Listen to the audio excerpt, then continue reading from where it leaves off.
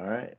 Happy New Year, everybody. Welcome back for another episode of Trading WTF, Where to Focus.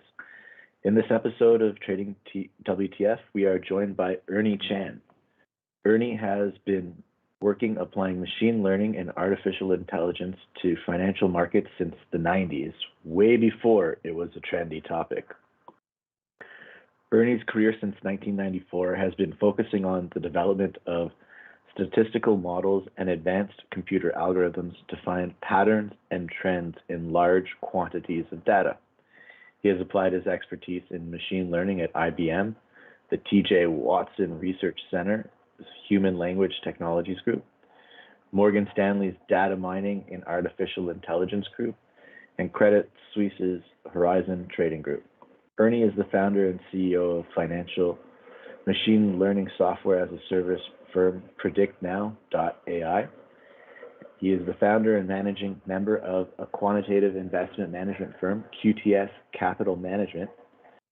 And Ernie is the author of 3 published books by John Wiley and Sons: Quantitative Trading, How to Build Your Own Algorithmic Trading Business, Algorithmic Trading, Winning Strategies and Their Rationale, and Machine Trading. Lots of interesting stuff for all the audience out there. In this episode, we will learn a lot from Ernie about the capabilities of AI in financial markets and whether these capabilities can trickle down to the average retail trader. All right, with that introduction, I'm going to pass it off to Ernie to tell us a little bit, to tell the audience a little bit more about yourself and add anything before we get started. Thank you, Michael, and I'm very excited to be here. Thank you for the invitation. So yeah, like you said, I started my career not in finance but in machine learning, and somehow got herded into the financial asset management world quite by coincidence. The machine learning group that I was with at IBM, called the Human Language Technologies Group, happened to have a few managers who left just before I joined, actually, left for a then unknown hedge fund called Renaissance Technologies. And they seem to be doing very well. So while I was at IBM, one after another of the my colleagues have left for the hedge fund industry. Well, not in general, but specifically to Rentec. So I was getting more and more curious as more and more of these farewell parties were being held, that, you know, maybe I should give it a shot as well. But I happen to prefer a more metropolitan lifestyle at that time, not right now, but in my younger days, you know, the bright lights of the Manhattan beacon. So I actually wanted to find a job in finance in New York. So I ended up joining Morgan Stanley Data Mining and Artificial Intelligence Group way back in the 90s. So it was already, you know, as you can see, the investment banks, the prop trading groups are already looking very keenly on applying machine learning to trading way back then. And you know, you would have thought that my next statement is that, oh, we did very well using that technique, but the truth, it can't be further from the truth. Many people, including ourselves, have really struggled for a couple of decades on extracting real value from machine learning on trading. And we were wondering why. Maybe it's because we are not smart enough. Maybe we're missing something. I'm sure there are some people who are successful that they didn't tell us, but in general, in retrospect, a lot of people are struggling. You know, and that actually goes in parallel to what's happening in the broader machine learning world. You might heard of multiple so-called AI winters. You know, when before neural network was developed, people were trying to create this expert system to do stuff by programming 10,000 rules to what the machine should do, and it didn't work very well because it's very inflexible and very limited. Can anything new come up? They can't handle it. And then we have neural network, and people get all excited, but the early neural network were overfitting to the data. And couldn't generalize well. And it's only after a particular technique developed by none other than University of Toronto professor Jeffrey Hinton, who is now being called the father of deep learning, because of a particular technique that he developed, which propelled deep learning to a practical methodology in many fields. So you will find deep learning right here in your iPhone. And it's now being propagated throughout every device, and that's just basically a few key technique. And so, but in between these kind of breakthroughs, and I think the deep learning breakthrough was in the 2000, I can't remember, 2006 or somewhere about. So in these 10-year intervals, there's this winter, almost like a nuclear winter, where nobody figure out how to make these technology work in practice. And that's similar to the case, the situation in finance, where very few people, and I wouldn't say zero, but very few people were actually able to generate alpha using AI. And in retrospect, we now know the reason. The reason is that AI needs a lot of data to learn from. You can't just look at the market in the last 6 months, oh, wow, market can only go up, right? In the last 1 year, can never go down. So if you present that data to your AI algorithm, all it knows is to, don't worry, just buy and hold the index and forget about trading. So that's evidently it won't work. You have to feed it, 10 years of data, let's say at least, to learn from different market environment. It's not always go up because the AI system can only learn from data. It doesn't have any. It doesn't really have general intelligence. It can only learn from the data. So if you present 1 year of data and there's only bull market, all it does is that it tells you to buy and hold the index. If you presented 10 years of data, maybe you'll figure out, in this circumstance, you should short the index. And in other circumstances, you should buy. In some other circumstances, you may not want to trade at all. So now, the sufficient amount of data is a prerequisite for a successful AI program. But there's a problem to that. It is that in the financial market, there are regime changes and there is arbitrage. So by the time there is a strong signal to say that, 10-day moving average, if you have a 10-day move, if you have a moving average crossover, you should buy or short. Well, it might work in the past, but over time, many people, smart people, there are millions of traders out there like yourself, like many of the audience, are looking for these opportunities. They're not idly sitting by, right? So they're actively trying to look for these kind of signals too, not just the AI program. And by the time the AI program pick up on these signals like moving average crossover, you should use that as a good signal. Many human traders have done so. Millions of human traders have done so. And millions of other robots have done so. Many hedge funds have done so.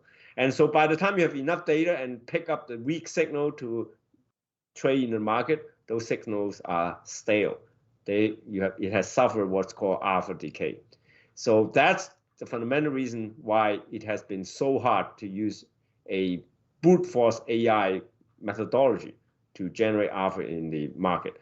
Arbitrage, alpha decay, stale signal, and the associated overfitting. That's another problem. Is overfitting. Is that it might see patterns that are only exist in the past, but it's by chance. It's not real. Although that problem has been solved technologically, algorithmically, by many advances. I mean, for example, Professor Hinton's technique was a major advance in avoiding overfitting in neural networks. So that problem used to plague AI research and also financial AI research, but that is more or less now we know how to handle it. So it's not as important, although before the advances that was made in the last 10 years, it was a big problem. So, but still, alpha decay is nothing that you can really do much about it because of the inherent nature of the financial market. And this problem does not exist in, for example, self-driving car. It does not exist in image recognition. It doesn't exist in speech recognition. The people are not going to speak differently just because your program can recognize their speech, whereas people will trade differently if the AI program recognize how they trade. They will change their strategy. So that's the main difference between applying AI to a non-competitive regime such as self-driving car, image and speech recognition, text machine learning, machine translation versus financial trading. So do we just give up? Fortunately not, because in the last few years, there's a new kind of realization, a new paradigm has emerged on what the best way to use machine learning in finance. And it is not alpha generation necessarily because of the problem that I described. It is for risk management. Now, many traders, especially perhaps independent traders, retail traders, have sort of relegated risk management to second tier. And even smaller hedge fund, when I talk to a lot of smaller emerging fund managers, risk management is not top of mind. Their focus is on alpha generation. They say, I don't even have a strategy that works. Who cares about that risk, right? So that's usually the mentality. But actually, risk management, in my mind, is crucial. It's the crucial part to trading. And you can see it very easily. Because if, for example, all you do is to buy and hold the index, and however, you can predict which day the index is going to lose money, you would just liquidate ahead of those days. And you will have the most amazing track record. You don't have to do much. You don't have to think which day I'm going to buy, which one day I'm going to sell. All I know is that I would want to avoid the losing days. That is the essence of risk management. Avoid the losing days, not to necessarily generate new trades or more complex trades. Merely stick with your perhaps mediocre strategy that is, generating a Sharpe ratio of 0.5 or something. But if you can avoid many or all of the losing days, all of a sudden your Sharpe ratio will go into from 0.5 to 5 or 10 even. That is how important risk management is. It can 10x your Sharpe ratio by just avoiding certain trade. And that, by the way, is where AI can add real value that many people have discovered. Right now, so AI in this case is not used to decide whether Apple or SPY index or whatever is going to go up or down, but whether your own trading strategy, you have a trading strategy on stocks or on bonds, on forex, on whatever. We are not trying to predict what the underlying instrument is going. We are trying to predict whether your strategy itself is going to be profitable over the next period. And if we can predict that with accuracy, it will be a superior risk management system, and it can it can really add value to improve your Sharpe ratio. And that is not a theory, because we have applied that in our hedge fund for the last 2 years with quite excellent results. Anecdotally, for example, it was able to detect that the pandemic is going to affect the stock market in beginning of February 2020, when most people think, what's that coronavirus? I don't even know. It's like a cold, right? But we were able to detect, because of a surveillance of global market condition, that this is not so benign. And sure enough, 2 weeks later, the market crashed 30% from the peak. And conversely, amazingly, we were even able to predict a few weeks ahead of time the so-called momentum crash due to the Pfizer vaccine announcement. At that day, the day after the vaccine announcement, everybody thought, wow, it's great news, right? Market should go up 10%. Instead, the market crashed 4%. So because there wasn't a solution for right now, it was in the future. That's right. People were selling Amazon. They said, oh, vaccine is here. You don't need to buy Amazon anymore. We can go out to grocery shopping again. So the momentum stock crashed 4% intraday. It was mind-boggling. It was from what I heard, 8 to 16 sigma event. And we predicted it 2 weeks ahead of time, and we exited our momentum strategy. We haven't traded our momentum strategy for 2 weeks when that happened. now AI is not that precise. It cannot tell you exactly, oh, tomorrow there's going to be a Pfizer vaccine announcement. It's not that good, okay? You can't, if it's that good, you would, the SEC is going to come knock on my door and say, did you guys have some insider information, that you want to explain? No, it's not that. We're just following Pelosi on Twitter. We're just following Nancy Pelosi. That's right. Yeah,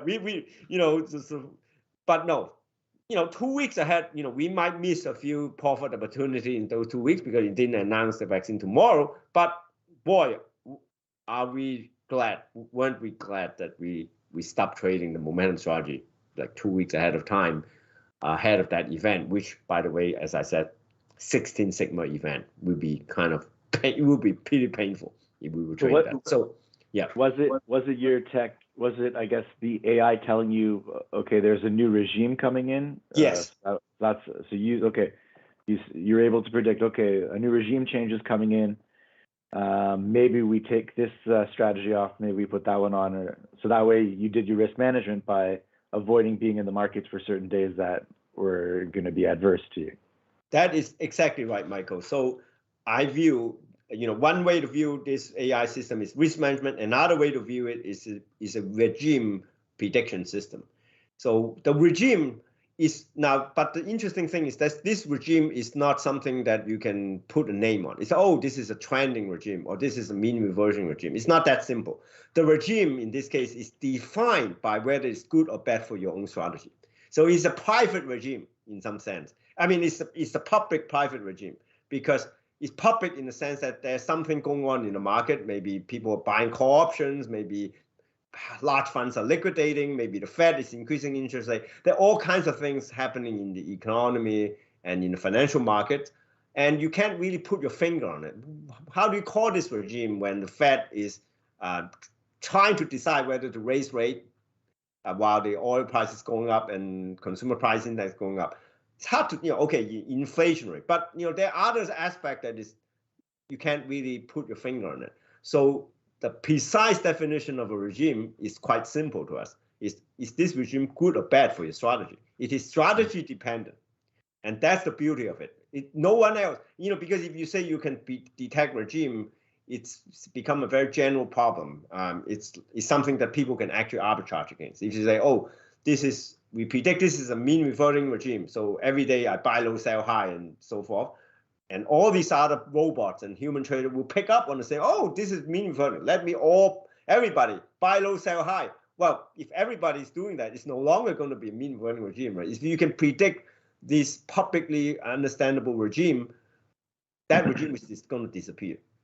Just like alpha decay, because everybody can buy low, sell high, and because everybody have to get in early, it suddenly turn it into momentum regime. When you predict a mean reverting regime, it might turn it into a trending regime, and vice versa. That's the amazing thing about financial market. It just go against what you predict, right? Once people catch on. But here we are not saying, oh, this is a momentum regime, or we are not predicting this is a mean reverting regime. We are predicting a regime that is good or bad for your own trading strategy, and no one else knows what your trading strategy is. How could they arbitrage against it? So that's why this kind of prediction does not suffer alpha decay and has better success. What it doesn't do is to predict like a tick by tick. Oh, this tick is going to go up, this tick is going to go down. What it predicts is at a somewhat longer time frame. You are in a good situation. You're in a good regime for the strategy. You are in a bad regime for the strategy. So you can adapt the strategy accordingly. Maybe you can switch off this strategy and start another one if that's what AI tells you to do so.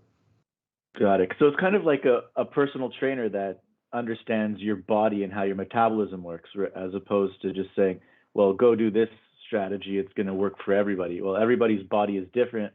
Everybody burns calories, metabolism, everything is different. So what you're saying is, okay, well, this AI, or in this instance, kind of tells you it's specific to your body, or your body would be your strategy of this one, and it understands how it works, and it says, okay, today's a good day to go work out. You want to drink lots of water and watch out on all those extra fats, type of thing. Exactly. Yeah, I think that's a great analogy. And yeah, a beauty of a personal trainer is that he or she knows your body. right? It's not like you just download a YouTube video or podcast and, oh, hey, everybody should exercise 1 hour a day. Well, maybe my body needs more exercise, or maybe my body needs less exercise. Maybe my body respond to more protein and less carbohydrate, or maybe it's vice versa, right? So it's unique. Is the advice is unique to that individual trader, not for the general public. Say, hey, the market's going up tomorrow, buy, right? Yeah. Well, so many times I hear from traders saying, I think I got the Holy Grail. I think I got the Holy Grail. I'm like, well, but like you said, well, wouldn't everybody have the Holy Grail, or couldn't you develop it for everybody then at that point? And then, they're like, okay, well, it didn't work because this market condition changed or that market condition changed. And, on a philosophical level, you can also put in unlimited amounts of data from the past, but the world today is not similar to the world in the past, because it's always changing. It's like a cyclone. You're going in circles and circles and circles, but this point was different than this point, even though the circles might be the same, but time is different and the world is different. And just because certain factors were true in the past and all the same factors are true currently, the market still could behave completely differently. Yes. It seems that what we find is that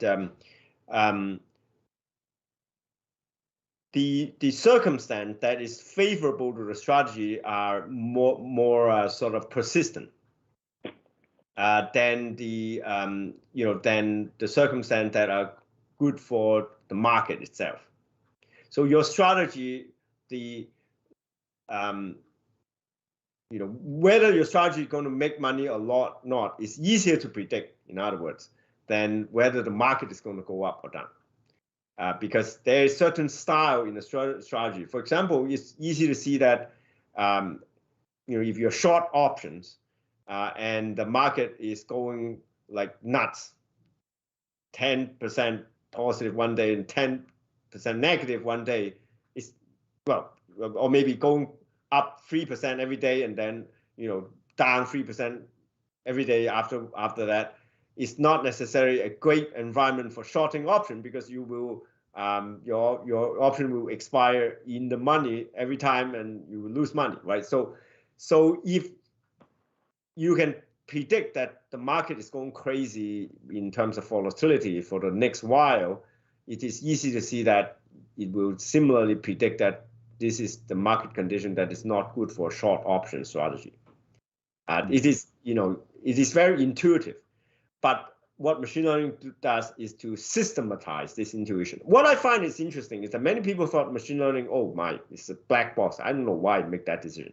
But usually it only is become a black box if it is asked to make directional prediction on the underlying instrument, forex, stock, whatever.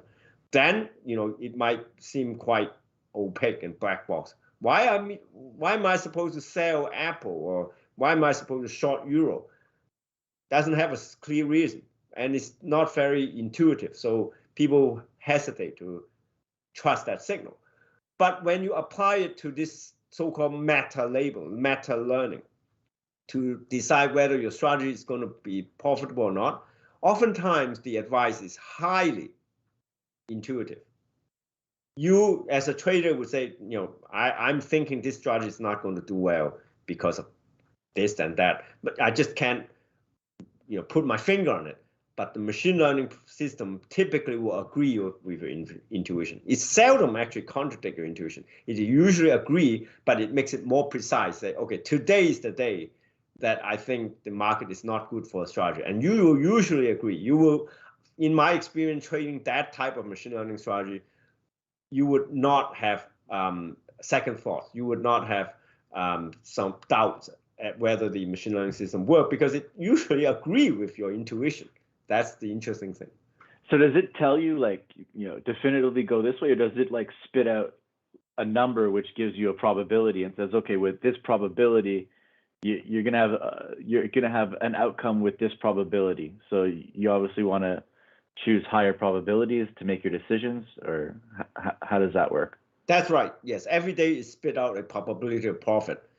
Be 0.51, could be 0.7, and you can use that probability to decide, that you can use that to make a binary decision to trade or not to trade.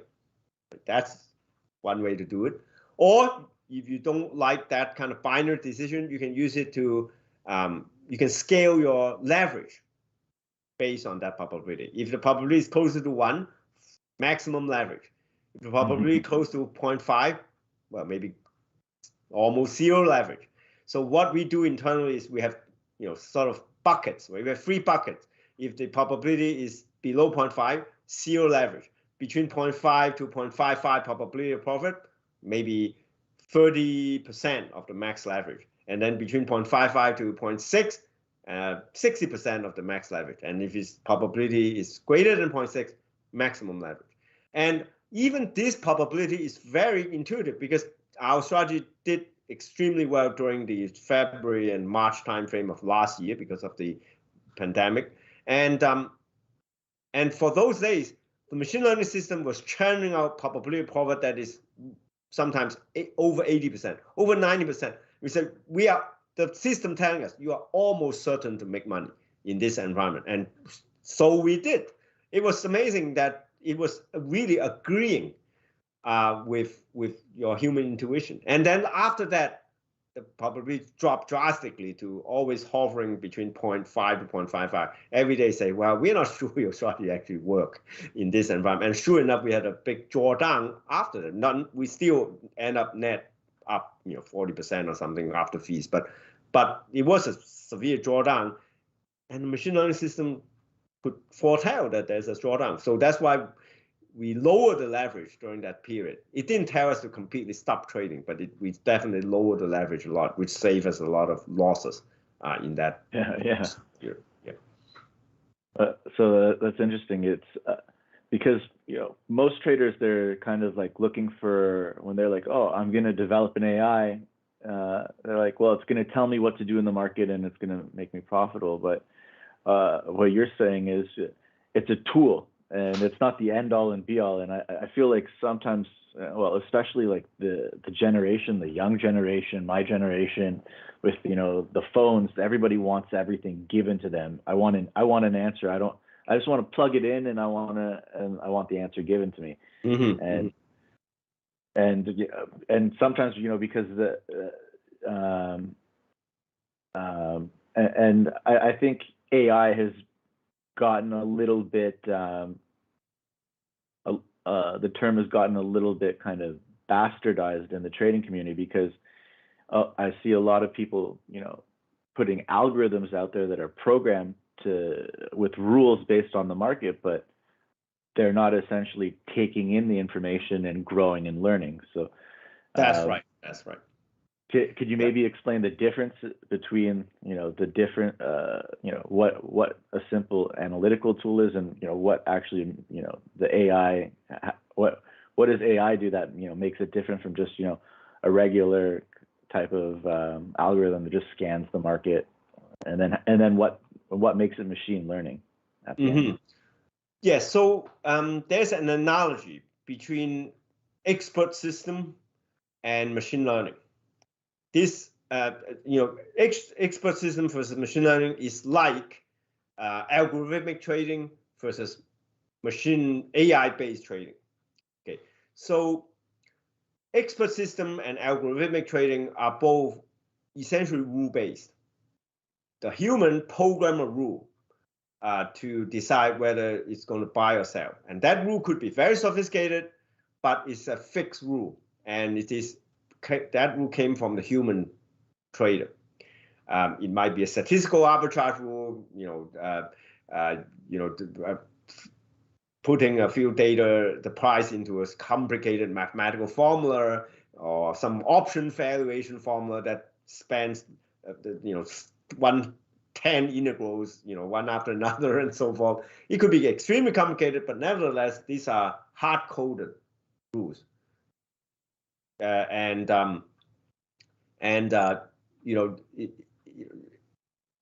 Typically the rule take in a small number of inputs, prices or fundamentals or macroeconomic indicators, and then they spit out a answer.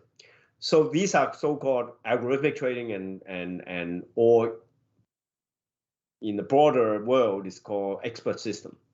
And that kind of expert system was what I said led to nowhere. Now, fortunately, in algorithmic trading, it didn't lead to nowhere. It had a lot of success. But how machine learning based trading and how machine learning in general works is that the rules are not hard coded by humans. The machine have to learn the rules by themselves through massive amount of data. And that is the essence of machine learning and machine learning based trading, is that we feed in maybe thousands of data streams. Let's say you are a forex trader, but this data stream would not be limited to forex. It would be, maybe the stock market in Germany, maybe stock market in Australia, maybe the bond futures, maybe oil futures. You would literally have thousands of these input that you monitor, even if you're only trading euro versus USD. But we are taking thousands of these inputs, spanning the global market, Japanese stock index, Chinese stock index, Hong Kong stock index, whatever. Whereas you are only trading euro USD. Because why? You don't know, it's like the butterfly effect. You don't know if something that happened in Hong Kong is going to have a contagion effect on euro. It could well be. So we take in practically everything possible that you can get your hands on. And you feed it into the learning algorithm, and it will learn from past data to decide, we think that there might be some impact. If the Hong Kong Hang Seng Index dropped 5% overnight, there is going to be some impact on the euro, actually, historically. So we will take that into consideration. Oh, oil price. The oil price went up 10% overnight. Now, that's going to have some impact on euro. That is taken into account. So we take into account everything. Now, not all of them are taken into account with equal weight, obviously. The machine learning algorithm will decide whether the Hang Seng Index is more important to the euro, or the oil price change is more important, or whether the whether the interest rate in Europe is more important. Probably it is more important, the interest rate change in Europe. But they don't just look at one factor, they look at thousands of them. And what are the rules? How do you combine all these predictors? How do you combine the Hang Seng Index change and the oil price index change and the European index interest rate change? Is there a fixed rule to combine them? Because we're talking about thousands of input. For a normal quantitative algorithmic trader, you have maybe a handful of inputs, and you can build a beautiful, elegant mathematical model. Say, okay, interest rate go up 1%. Well, euro is going to go up 0.01%, something like that. You can have a deterministic formula. But when you're talking about thousands of variables, nobody, not even Einstein himself, would be able to build a mathematical model that take into account the relationship between thousands of variables. The machine can. The machine can. So that's the major difference between machine learning based trading and the traditional algorithmic trading, is that much larger number of input variables and an algorithm to learn from them automatically without human intervention. Well, so one just takes information and then spits out something. Another one, spits out kind of some rules. Another one takes the information, learns from it, and then creates their own type of thesis based on that. Yeah. The rules themselves are generated by the machine in the machine learning based trading, whereas in algorithmic trading, the rules are human created. Yeah. And one of the things I was reading is one of these articles about, I guess, creating algorithms and machine learning to understand, I guess, momentum in the market and understanding all the different news that's coming out. Because they said there's probably like 13,000 or more sheets of information for any type of analysis or stock from all the different inputs that are out there in the world. So, creating some sort of device to help you break down all the information that's out there. That's one of the, I guess, one of the more popular things right now for in the trading world. So is to kind of put those things out there to help you understand what's going on based on the sentiment of the vocabulary, kind of. Yes. So right, another aspect of machine learning is this natural language processing. So it can definitely read many news articles in a very short period of time, that way beyond what a human can. How many newspaper can you read, right? I mean, every day you wake up, read Wall Street Journal, Bloomberg, watch CNN. I mean, CNBC. Yeah, I've got so many decisions to make as is. I got emails, and then I'm lucky if I read 20 pages out of the book that I'm reading in a given day. So yeah. That's right. But right now, a lot of the information come from social media, right? Somebody posts something about Tesla or this and that, or YouTube video showing a crash of some Reddit electric car, or some self-driving car by I don't know, whatever vendor, Google or something, and the stock crater. It's Bloomberg hadn't even captured that because it's some private person posts a video on YouTube that show how let's say the Uber had run into someone, and Bloomberg hadn't even captured it.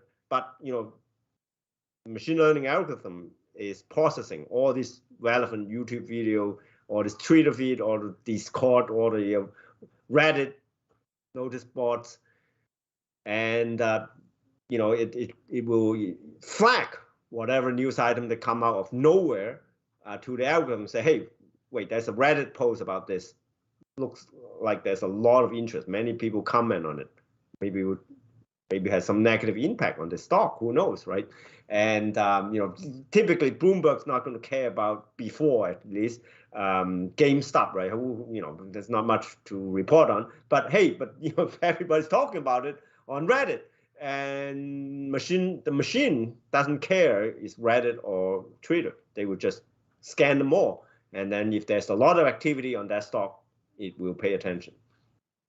Yeah.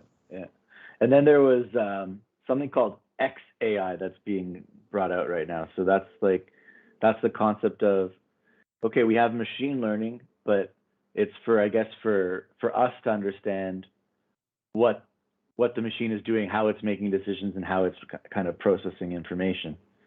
I guess I think I read that's like a new type of trend that's going on inside the space for being able to explain what the AI is doing more, because you can get results, but if you don't know why it's making those results and how it's thinking, you could get into some trouble if the world doesn't go exactly how the world it's creating, I guess, goes on.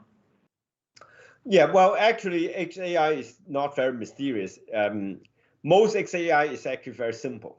It's a matter of, I mentioned there are thousands of inputs that you typically would take into to feed into a machine learning algorithm.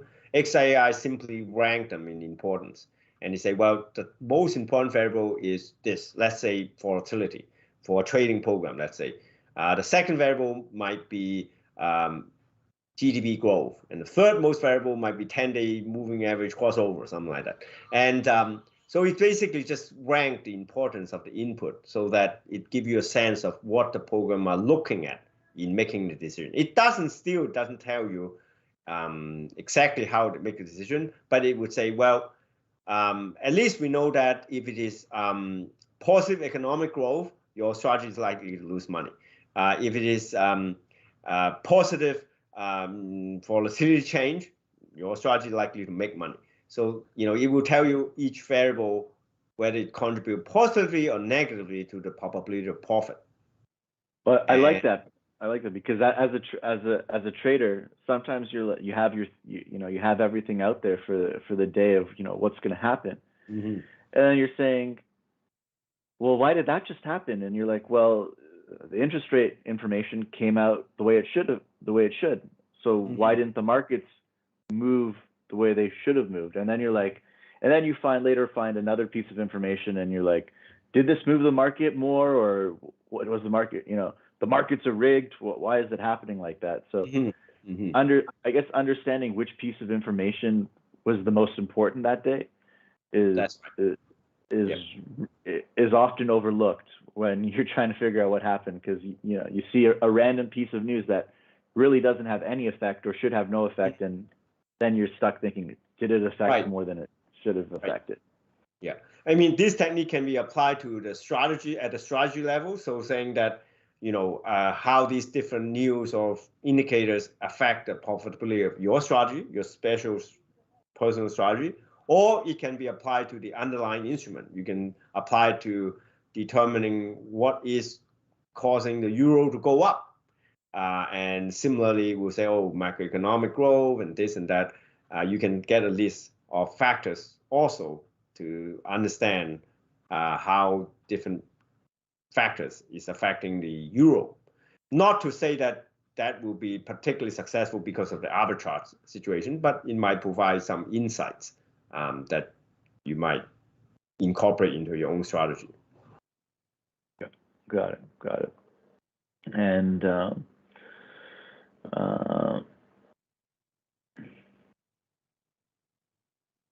I guess when you look at your data on a daily basis, what does it look like?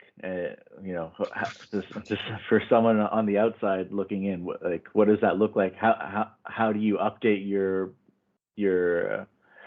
AI, your algorithms, and I guess what languages do you use to program them in?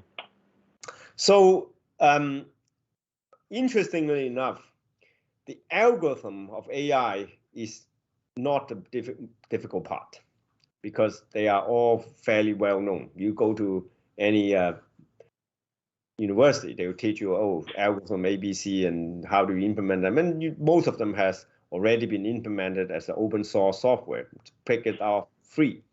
No, algorithm is not difficult, although we did have make some improvement in some of them that we have published. But the difficult part is the data and feature engineering. Like I said, if you have 1,000 different inputs, how do you cannot use this input like prices. You cannot use them directly as an input to the AI algorithm. You have to apply mathematical transformation to them to make it reasonable input for learning. And a lot of this data has numerous problems, even for reputable vendors. They have look-ahead bias, they have noise. Some, like stock data, maybe they haven't adjusted for corporate actions. They are just, and I remember even looking at a new sentiment vendor, and if you look at data study, there's structural breaks. I say, for a certain period, your mean value of your data is like, whatever, let's say level 10, and all of a sudden after that, it jumped to 20. So what's going on? Why does sentiment suddenly have this structural break? And so, sorry, we forgot to tell you that we changed our algorithm for computing new sentiment. I say, well, thanks for telling me that now, after we spent 3 months trying to figure it out, now you're telling me, right? So if you're dealing with data, it is a humongous task.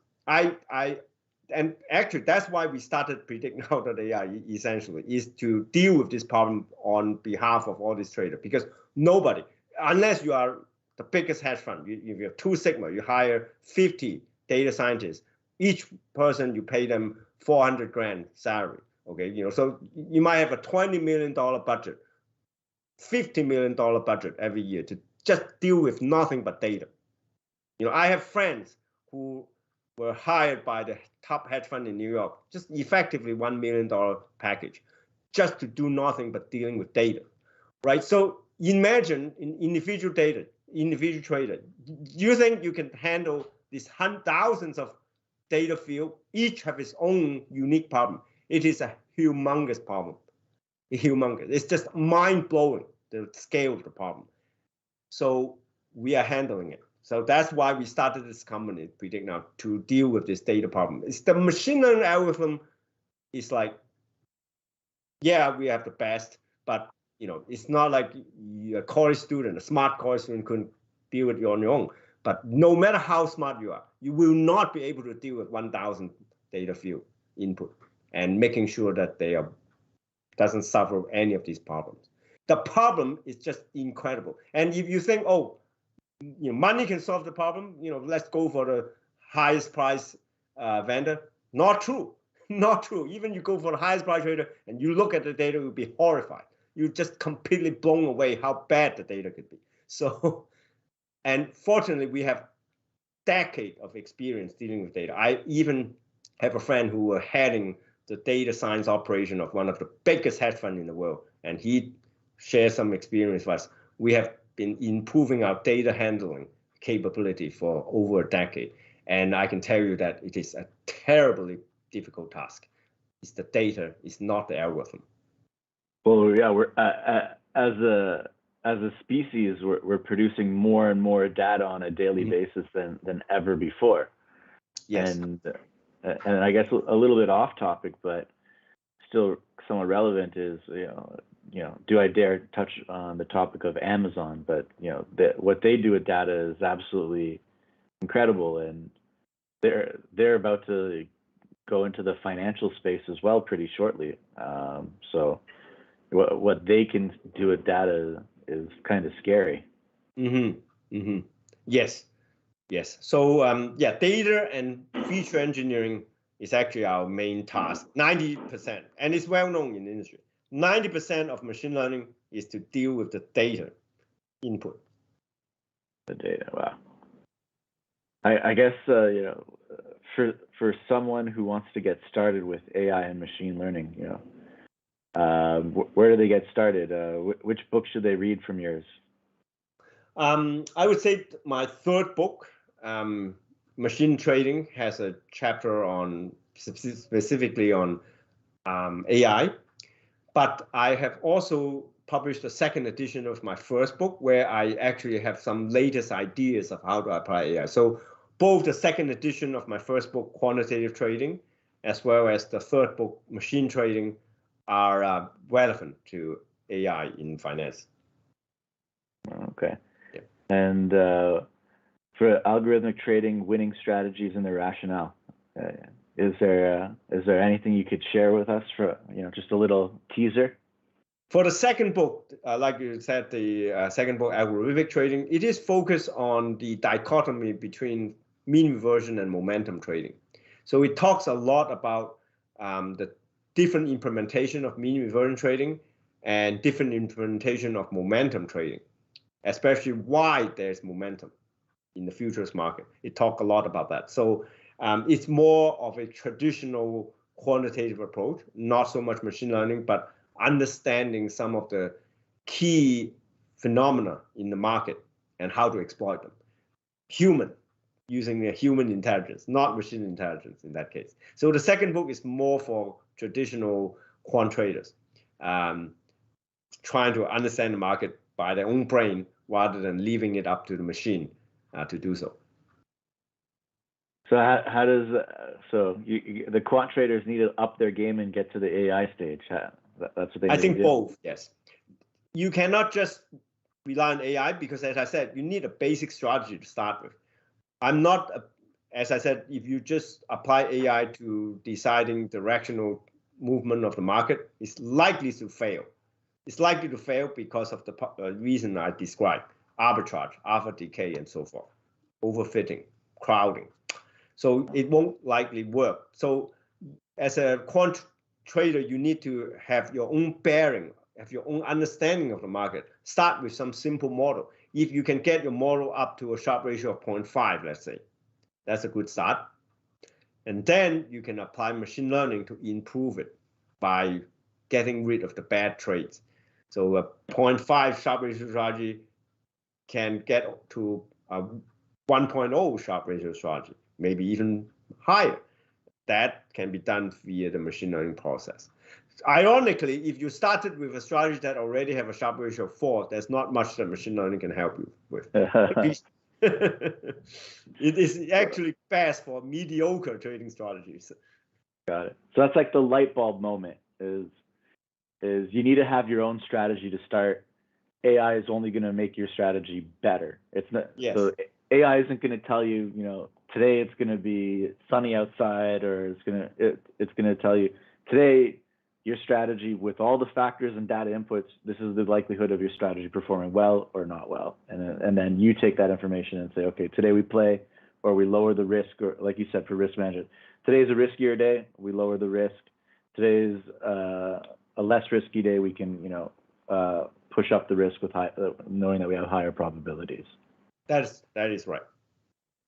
Okay, so there's no one thing does it all. It's a combination of different factors that really. Yeah, you definitely need both. So yeah, you definitely need to understand the market yourself, and you definitely need to learn how to use machine learning to help you improve the strategy. Both are needed in this day and world. So previously, you don't need a lot of help from machine learning because there are maybe obvious arbitrage opportunity, and you already can get a Sharpe ratio of 4, without any help from machine. Good for you. But nowadays it's really hard to, unless you're in high frequency trading, get a Sharpe ratio of 4, right?